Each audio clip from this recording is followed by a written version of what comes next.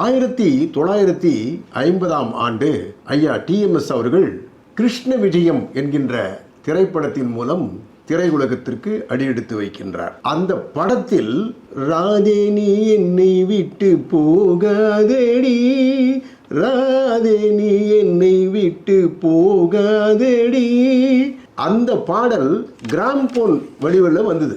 அந்த இசைத்திட்ட வாங்கி வச்சுக்கிட்டு ஒவ்வொரு இசையமைப்பாளருடைய வீட்டுக்கும் போய், ஐயா நான் இந்த படத்தில் இந்த பாட்டை பாடியிருக்கேன், ஐயா எனக்கு வாய்ப்பு கொடுங்க, நான் நல்லா பாடுவேன் அப்படின்னு சொல்லி வாய்ப்புக்காக கேட்குறாரு. எல்லாருமே சந்தர்ப்பம் இருக்கும்போது நான் கூப்பிட்டு அனுப்புகிறேன் அப்படின்னு சொல்கிறாங்களே தவிர யாரும் கொடுக்குற மாதிரி இல்லை.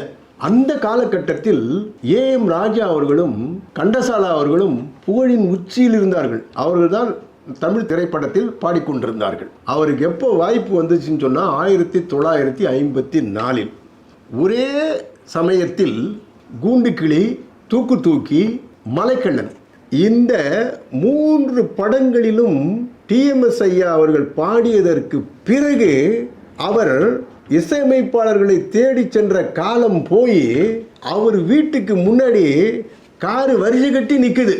அன்னைக்கு டேக் ஆஃப் ஆச்சுங்க அவருடைய இசை பயணம்.